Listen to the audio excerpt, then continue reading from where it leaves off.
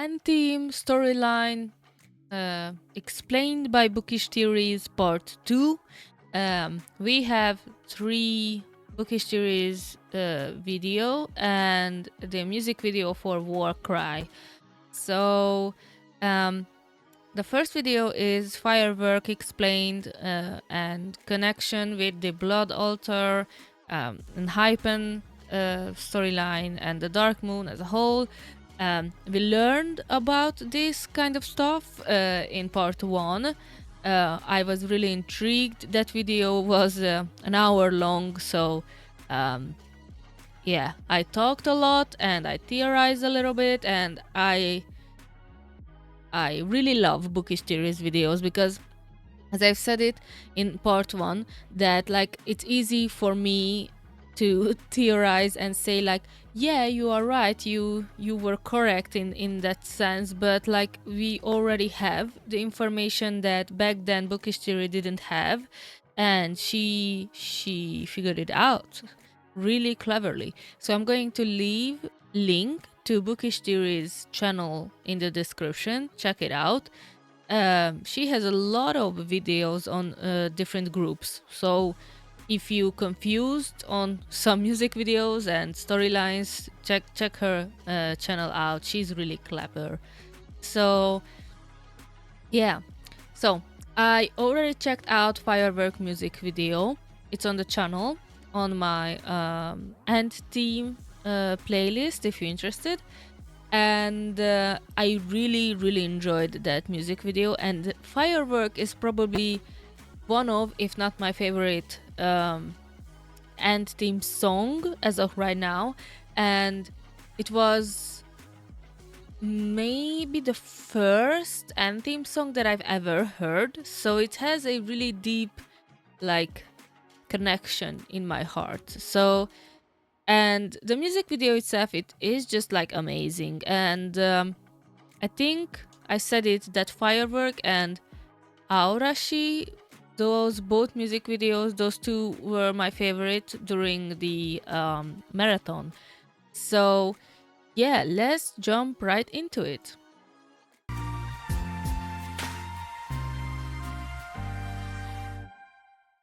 Hello and welcome back to Bookish Theories. In today's video, we'd like to talk about N-Team's Firework, focusing on a little breakdown of the lyrics and the music video to see what they can tell us about the concept and connections to the story. As seen at the end, the video is connected to Dark Moon, the Grey City, but since they also reference some events from the Blood Altar, please be aware that this video will contain spoilers for both. Firework is a song that expresses the excitement of meeting a special person for the first time by comparing it to the beauty of a firework blooming in the sky on a midsummer's night. According to the press release, the song follows the story of growth of 9 boys in search of you, which is a person with the same heart as the May they awakened with the first owl. Wait a minute. I want to read this. This comeback content received a warm response from the K-pop fandom with the story of Hybe's youth. The 9 boys who started a difficult journey to find you stimulated faint emotions and memories with a texture of youthful brilliance and anxiety. N-Team's second mini-album, First Howling V, is an album that contains the desire to meet you who has the same heart as me, and the joy and excitement of finally finding you. Fans around the world are paying keen attention to the story of the growth of 9 boys who move on to V following their debut album, which sang about their decision to leave in search of you. Okay, interesting. The first thing that caught my eyes when this pop up, it was Hybe's youth. And the term itself, I think we can say that it's a term, right? Like Hybe's youth as a whole. And it's so interesting, like if you like exclude BTS, Ehyun, Baekhyun, like everyone who is like 3rd and 2nd gen, who is connected to Hybe and inside of Big Hit, like everyone over Hybe is Hybe's youth, right? And it's like,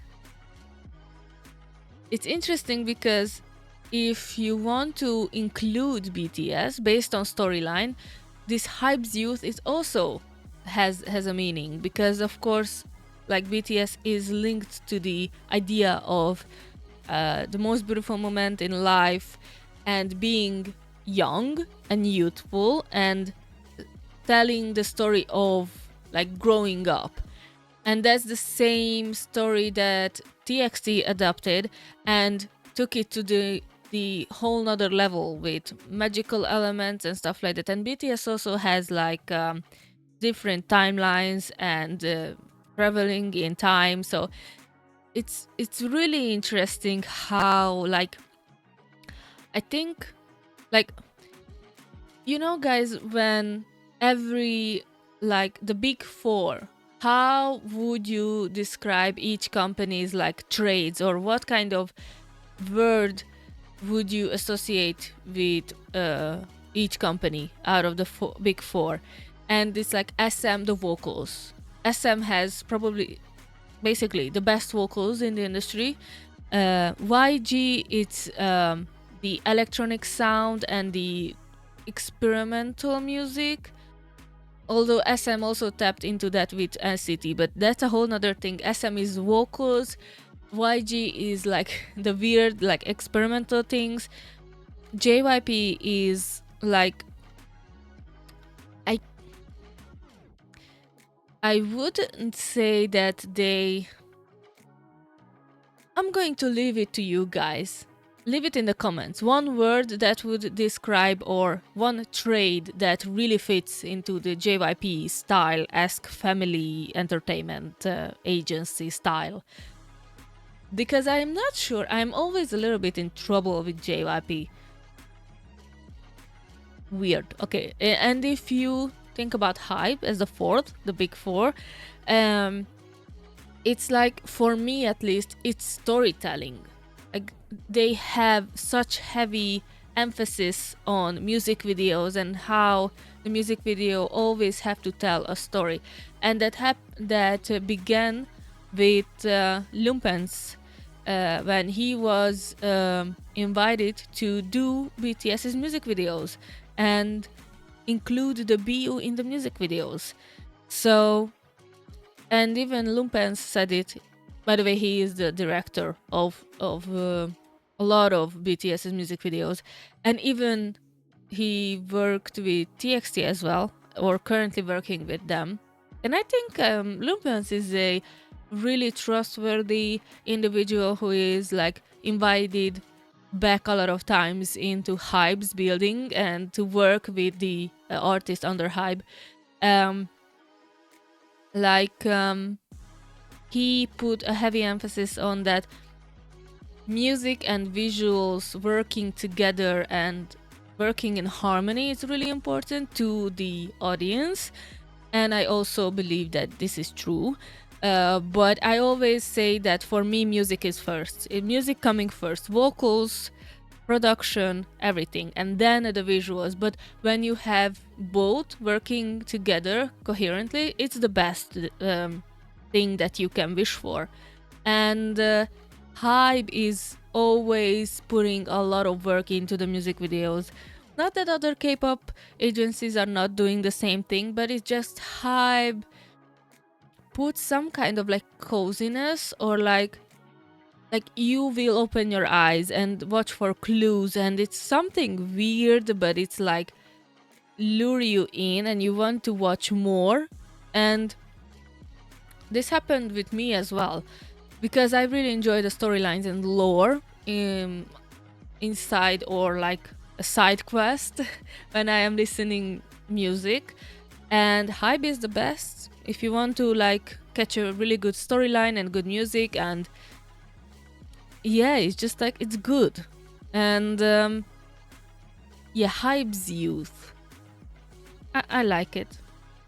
You, which is a person with the same heart as the me they awakened with the first howling of their debut. Described as another example of high youth storytelling, Firework is meant to embody all the contrasting emotions that people feel when falling in love for the first time. Firework conveys the beauty and brilliance of youth, the happiness of friendship, the excitement of a first love, but also the pain, anxiety and jealousy associated to this new emotion. As the title of the album foreshadows, First Howling We continues the concept already introduced in First Howling Me. Back in Under the Skin, the members found themselves by finding each other. The focus was on the me because they started off alone, but ended up meeting people similar to them through the howling. In We, the story continues with their first true adventure as a pack, but this pack can only be truly complete if you join their journey moving forward. The arrival of you in their life is what makes their heart beat faster. It's like a beautiful explosion in their life that shocks them and amazes them at the same time. So in the song, this new emotion is compared to a firework blooming like a flower in the sky. In the song, the light falling after this explosion is like shooting stars, because for them your love is like a wish coming true. This is a magical feeling that overwhelms them because you taught them that they're not alone anymore. So in the song, they express their wish to never go back and continue together without any regrets. Now in the video, this concept is portrayed with the story of 9 boys falling in love for the very first time. As it was confirmed in the choreography video, the girl is a character that is meant to represent you, which is why they all fall in love at the same time and with the same person. If we see it as a metaphor for the real life experience, you got into their life the moment they became intimate. So like Luna is both a part of the pack and the moon that shines on them, the girl in the video is both in the pack and a person that pretends their life with love. In the video, we see that through her, the boys experience all the highs and lows of a literal puppy love. They feel like Yeah, yeah, puppy love. I can see that. And yeah, the like plethora of emotions that they are like showing us in the Firework music video. I said it when I reacted to the music video that for me, and I guess Bookish Theories also is going to talk about it, that the firework itself, like she said, that it represents like emotions exploding and stuff like that, but that just like the Firework music video explained without the dark moon element, I think, because pretty much like she is hunting them down and he's preying on them essentially, and she's doing the almost the exact same thing with Enhypen. So I'm going to be really interested how, because as of right now I am not really familiar with, once again that's why I'm watching these videos, with the dark moon as a whole, and I don't know what the true intentions of her with Antim and with Enhypen. So, and yeah, my train of thought. So for me, the firework in that sense is like basically killing the anti members, because she's literally on the bike and chasing them and wants to hunt them down. So like for me, especially how it's like shown in the music video, it's pretty obvious that the fireworks and how they are falling when the firework explodes, that she is like got to them, unfortunately. So yeah. when they are with her, and they feel like crying when they're not. They experience both joy and jealousy, connection and rivalry, love and pain. And in the video, these emotions hit them so hard, it's like she shot them in the heart. This song is all about a love that feels like summer, shines like fireworks, blooms like a flower field, but hurts like a bullet. It's dreamy and dramatic at the same time, because it's essentially meant to portray the intensity of a first love. Speaking of which, this actually leads us to Dark Moon, because metaphor aside, now we need to figure out what part of the story we are looking at and who the girl is supposed to be. Considering that the logo at the end references the Grey City, at first the most obvious choice would actually be Mika. She's class president at the Greyville Secondary, she befriends the pack right away, and she's also Khan's only friend prior the arrival of the others. If you look closely, however, we not only see that the boys are wearing the uniforms of the Sunshine City School, but also that the girl herself is wearing the uniform of the Desalis Academy. This means that the video is actually referencing the events set in the Blood Altar, not the Grey City. If the Blood Altar is mostly set in present-day Riverfield, the Grey City is a prequel set 20 years prior the pack's arrival at Sunshine City, so the girl in the video is not Mika, but rather, you guessed it, none other than Sue herself. Now, if I'm being honest, this is quite a bold choice given that a lot of people dislike Sue,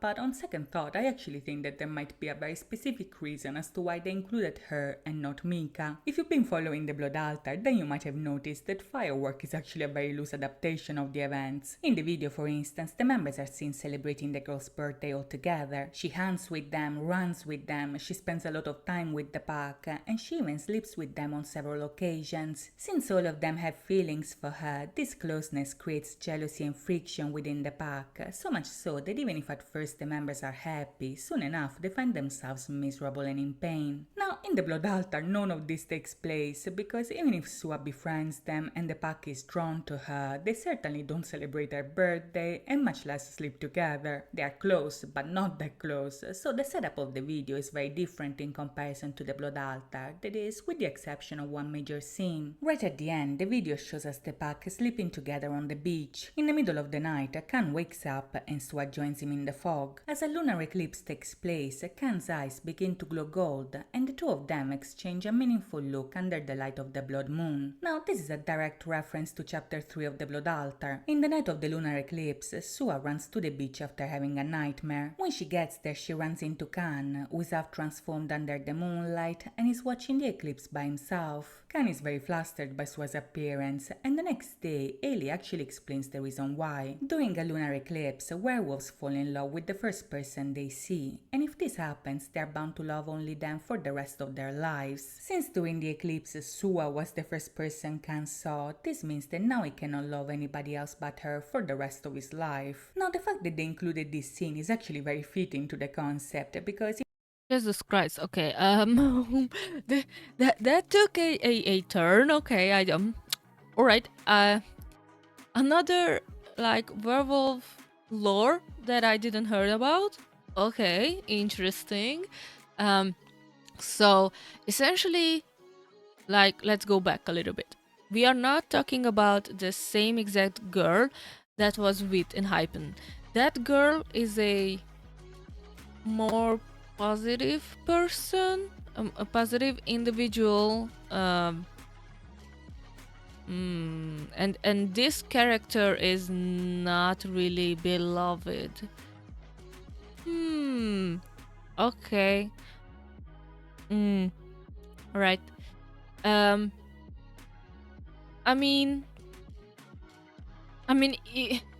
if you are not familiar with the webtoon, then like me right now, it's like really a little bit like hard to digest, but kudos to Bookish Theories, because she's doing a really good job. Like, she's not like info dumping, so I am really appreciate that. But okay, let's continue. think about it, the whole point of Fireworks is to express their feelings of love towards their you, which is a person that understands them, loves them, and brightens their path since the moment they met. In this context, you is Sua, because in the story Sua is very much a representation of fans. If you like Enhypen, then she's Engine. If you like Enteam, then she's Lune. And if you like both, congrats, because you are the ultimate Sua. In both cases, this is a person they cannot help but love, who is a part of them. For Enhypen, she is the light of their new sun. And for Enteam, she represents light too, which is also shown in a not so subtle way with the word light literally glued to her forehead. Wait, now I'm confusion. Then she's the same character, but not really. All right.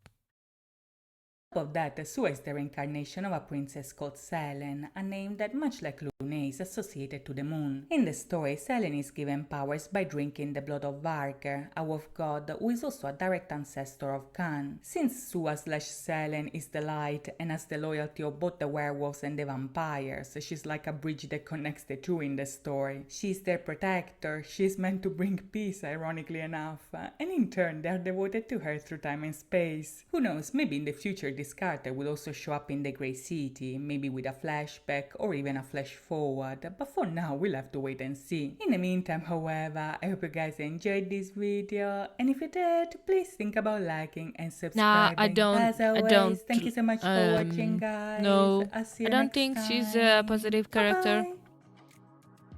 She is portrayed as a protector of both of the team. I don't think so. Sorry, I'm not trusting her. It looks really sus. She.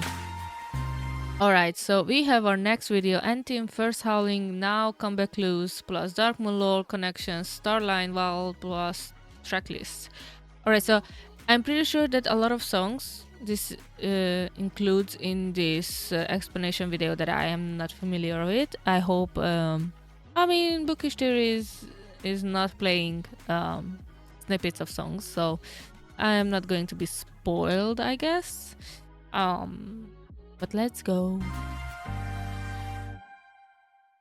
Hello and welcome back to Bookish Theories. In today's video, we'd like to talk about N-Team's First Howling now, focusing on a little breakdown of all the clues that we have so far to see what they can tell us about this comeback. First Howling now is going to be the third and final installment of the First Howling series. Back in First Howling Me, the journey began with N-Team starting off alone and expressing their wish for a change. Through the howling, the boys were able to find each other, so in First Howling We, the boys celebrated the formation of this team, while also realizing that their pack would only be complete if you joined their journey moving forward. As the culmination of the first stage of their adventure, First Howling now portrays the story of boys who waited a long time but now are finally ready to dive into the world. The theme of this album is introduced by two concepts called Starline and Wild, and as we'll see in a second, both of them have quite a few clues. Starline, for instance, is a concept that portrays the boys as members of the Sunshine City School Nightball team, so right off the bat there is a story connection to Darkmoon the Blood Altar. According to the press release, this concept is meant to reflect the idea that there's nothing to fear now that they're together. The sport concept portrays the power of unity, the strength found in numbers, but also their newly found fearlessness in facing what's ahead of them. When it comes to the story, it seems that at least for now we are following the events portrayed in the Blood Altar. Even if N-Team's official storyline is the Grey City, the werewolves play a huge role in the Blood Altar, so considering the events that we saw in the previous comeback, it seems that for the moment we are primarily focusing on that story. Back in Fireworks, for instance, we saw Khan and Sua sharing a moment under the Blood Moon, and this is a very important part of Khan's story in the Blood Altar. Following that, the next major event involving the werewolves is the Nightball Championship, and this is exactly what we're seeing in now. This focus on Nightball also draws a parallel with the Knifen, not only because their team at the Deselis Academy is the one to beat, but also because both groups have a Nightball concept on the third entry of their discography. Up until now we still don't know to what extent the Nightball will be involved, but the title track Warcry and the coupling song Dropkick might actually suggest a Nightball theme comeback. Dropkick especially is a title that very much foreshadows a sport concept. The dropkick is one of the kicks used in rugby, and as we saw in the concept photos, a Nightball is a game that draws a lot of inspiration from that sport. This might imply that whether or not Warcry will involve... Alright, so, yeah.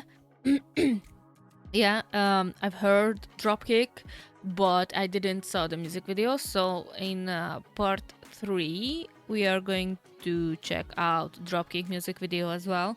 And of course, as of right now, I think after this video is going to be the Warcry music video, but I've heard that song as well. Actually, like really crazy, Warcry, Dropkick and Firework, those 4 songs were my pre-introduction to N-Team before I even knew that they were N-Team, because my algorithm is offered me those songs and I just listened to them, that I didn't know who was the artist. So yeah, and seeing that like Warcry, Dropkick, Really Crazy and Under the Skin, all of these songs are on one album is crazy for me. And I was really interested in why Dropkick called Dropkick, and now it makes a lot more sense actually. So yeah. Ball dropkick most likely will. The second concept, on the other hand, is called Wild, which in turn shows a more rebellious side, highlighting the wolf attributes of the pack. This concept portrays the werewolves breaking into a school at night and breaking havoc in the classrooms. According to the press release, this is a concept that is meant to send a message that the team are here now, so we see them leaving their mark everywhere they go. Now, in comparison to the Nightball concept, the Wild doesn't have any recognizable links to the storyline. In Startline, we could see the Sunshine City uniforms, the Nightball logo on the ball, but in Wild there is no such a thing. We can obviously see them with the wolf mask, but aside from that, we don't really have any other context clues. Since for now we're focusing on the Blood Altar, my guess is that the concept might be loosely inspired by the scene of the pack breaking into the Celis Academy. That is the first time we are introduced to the wolf characters, so a little nod to that might reinforce the message of them being here now and being ready to make themselves be heard. That aside, it's also true that not all concepts are necessarily connected to the lore. Since Starline is already undeniably related to Dark Moon, it's possible the Wild might just be a concept focusing on N-Team's goal to leave their mark as a group. The title track War Cry already hints at the idea that in this comeback, the boys are ready to make some noise and make everybody aware of their presence in the industry. Like in Dark Moon, the Sunshine City school team wants to win the championship and impress Sua. In reality, N-Team wants to conquer the industry and show Looney what they got. To know more about that, for now we'll have to wait and see, but in the meantime, I hope you guys enjoyed this video, and if you did, please think about liking and subscribing. As always, thank you so much for watching, guys. I'll see you next time. Bye bye.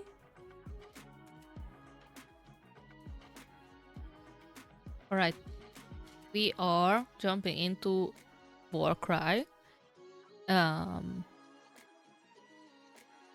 as I've said, I've already heard this song. It just like clue-wise, storyline-wise, the music video is important. So let's watch it. Let's jump right into the Warcry explained. Let's go. And before we are starting, a few words about the music video. The setting was really Deer Hunter-esque, so I can see like this is a pre-type of stuff, like before Deer Hunter, and this was the start of the hunt, maybe, with a war cry, and like gathering energy and like being together with the pack.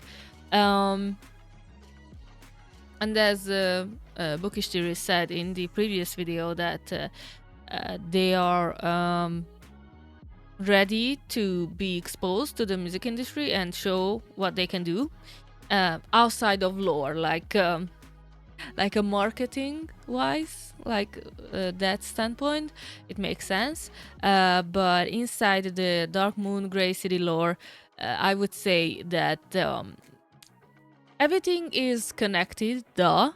It's a really like flowy storyline. It's really like blending together the music videos, but I can see how this is like the beginning of the hunting of the deer, I should say.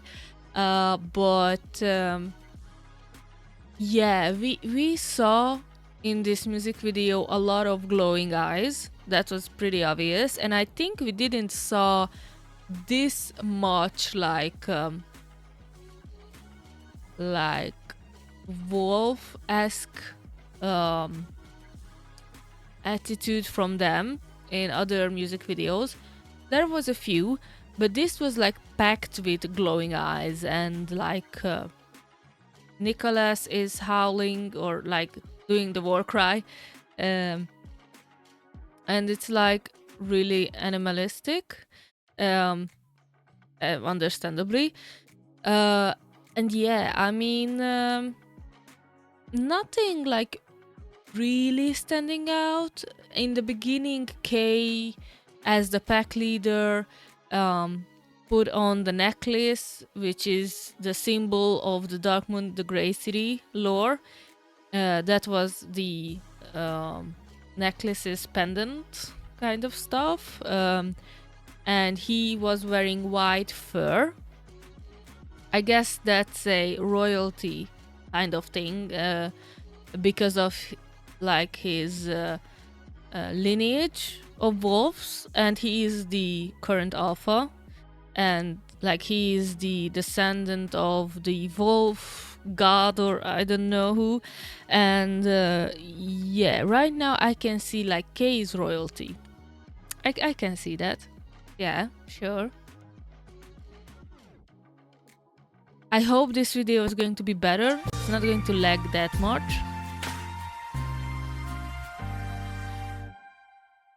Hello and welcome back to Bookish Theories. In today's video, we'd like to talk about &TEAM's War Cry, focusing on a little breakdown of the music video to see what it can tell us about the story of this comeback. Now, War Cry is a song that very much embodies the concept of the album as a whole, as the final installment of the first Howling series, and now portrays &TEAM as a united pack that is finally ready to dive into the world after waiting for a long time. Right. To express their intention to leave a mark in the industry, &TEAM released their War Cry. This is a song that shows their talent and confidence, but also their ambition to take over the world and be heard through their howling. Now in the video, this concept is portrayed with a cinematic performance set in an icy environment tinted by a bloody sky. As the full moon shines in the background, the wolf pack comes together in a war cry that quite literally breaks the ice. As we'll see in a second, the video includes many references to the lore. If the concept photos were more about the werewolf storyline as seen in Darkmoon the Blood Altar, in the video the focus is much more on Darkmoon the Grey City. The scenes don't really reference a specific chapter of the story, it's more of an overall rendition of some key parts that we've seen so far, so in case you're not caught up yet, please beware of spoilers ahead. At the beginning, for instance, the video opens with Kay under the moonlight. He's alone, and the first thing that we see is him wearing the necklace that is also featured in the logo. Right off the bat, this is very important. For one, the necklace is called Silver Fang, and it's actually a very powerful object that gets passed down generation to generation to those who are chosen to become king of the wolves. In the story, Kay's character Khan is a lycanthrope. He's a legendary descendant of the wolf god Varger, but at first he doesn't really remember his true identity. Later on, however, we eventually discovered that he was raised in a clan where his own father was the king, and Varger himself chose him to become the next in line. As the chosen one, the boy was set to become a Khan, which, as it turns out, is not just his name, but also his role. In the story, a Khan is the leader of the tribe, the king of all wolves. Duh. Oh wow. It's in front of my eyes. Jesus, that's why I'm saying it a lot of times in different videos that maybe it's just me. Maybe I'm just stupid. It happens a lot. Like this is the time when I'm truly feeling like, wow, where is my brain? It was never here. Like it's something else inside my head, my skull. Yeah, Khan, like Genghis Khan. Yeah, that is a role. That is a leader. Yeah. Wow. Okay. Wow. The one chosen by the blessed Varger, and him inheriting the necklace is a rite of passage that makes him king. A wolf owning the Silver Fang is basically the equivalent of a king getting his crown, but becoming a Khan is also a huge responsibility. In the story, the king explains that being a Khan means having the power to hear the whisperings of the spirits as well as the emotions of those in need. Becoming the king of the wolves is a huge burden, it's painful and scary, and this is why Varger himself is the one choosing who is the most worthy. Now in the video we see Khan wearing the Silver Fang, and this means that he is accepting his role as king, but also the burden it represents. Later on, we see him physically transforming as a result of this burden. As he howls, spikes come out of his back, and this reminds me of TXT storyline and specifically Bomgyu. I'm going to show it to you in the video. It's really like resembling that kind of stuff. So if he was chosen as the next Wolf King when he was like really like little by his father, who was then the Wolf King, then like in Under the Skin music video, and even the trailer, I think that was one of the trailers for Under the Skin music video, when it was a huge fight in like 20 years ago, and then some kind of like older wolf some kind of role he was fulfilling, and he was like passing it on to Khan essentially, and like saying that like he was not part of his life and didn't saw him growing up, but he knows what his role is, and have to be brave and protecting the ones who is important to him and stuff like that. I think that was the monologue. And like, then who is he? Like right now I am really interested in who was that individual on the floor who was dying and encouraging Khan, because essentially, if like he knew him like since he was little, but he was like took away from Khan, or like he was not particularly part of his like growing up. So he knew about like not just like the role of Alpha is awaited for Khan, but it's like being the Wolf King, and Khan forgot it. And in Under the Skin, it was like made it clear to him that what his role is.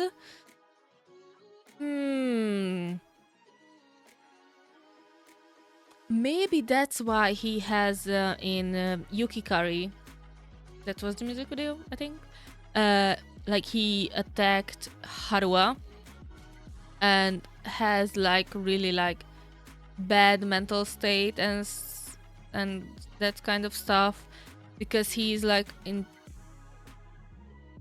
I don't know, something happened with him growing up, I think, and that's the hole in the storyline that is missing. That's the one thing that I can understand. Like, what was the connection with that injured wolf in Under the Skin, and how he forgot who he is, and how he was like became aware of his role, and what happened with Harua, why he probably maybe attacked him, but he doesn't remember it, or feeling sad because he is remembering and don't want to tell the other pack members.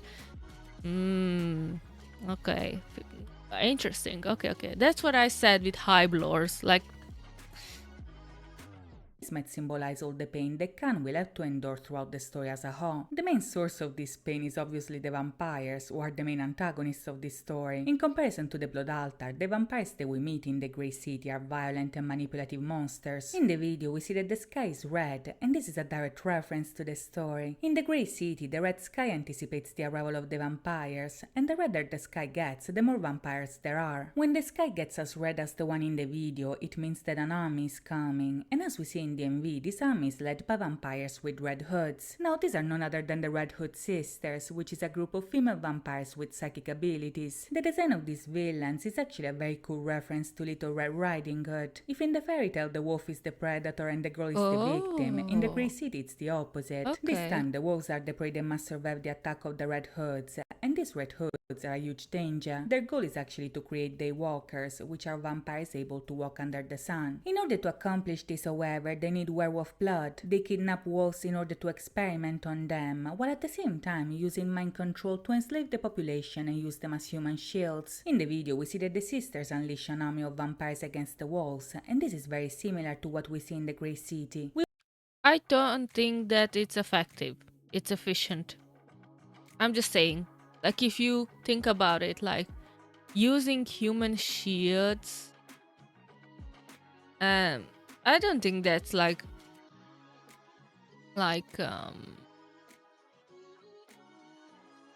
feasible. Not feasible. It's not a good choice. I wouldn't, if I was like a leader role in the vampire community and like I am the one who is figuring out the logistics of like capturing werewolf, I wouldn't use humans as shield, and not because I want to protect the humans. I'm just like, I don't think that is efficient, but maybe that's just me, because like these Red Hoods, like sister vampires, already has psychic abilities? Why they don't have, even if they are like 5 or 6 of them, or like an army of vampires, then a lot of hooded girls are coming to get the wolves, then they don't have the like ability with that much power, like psychic power, to be able to capture wolves without like humans involved. It just looks like a lot for me. I don't know. We also see that Joe gets injured by this attack, and this might also be a reference to what his character goes through in the story. When we first meet Camille, in fact, he's with Ruslan and Mahan, and all of them are mind controlled into attacking the pack. These three can never catch a break, because if you remember, they also get kidnapped in the Blood Altar, but if anything, this explains why Camille hates vampires so much. Either way, by the end, the pack is united and victorious. They found each other, and through the war cry, they made clear that they're a force to be reckoned with. To see what else Team have in store for us, for now we'll have to wait and see. But in the meantime, I hope you guys enjoyed this video. Alright. I guess we learned a few things. Nothing really new happened, except the fact that we learned about a little bit of the girl and the Red Hoods, and that Khan is royalty, essentially. So, yeah. Alright, this video is like half of the time that was the first part. It's okay. We watched a little bit less than the first time, and it was a little bit more digestible. So yeah, okay, so slowly but surely cutting up with Dark Moon, with Bookish Theories and the music videos, and yeah. So far, I said it in part 1, I enjoyed the journey, I enjoyed the storyline, so yeah, part 3 coming soon.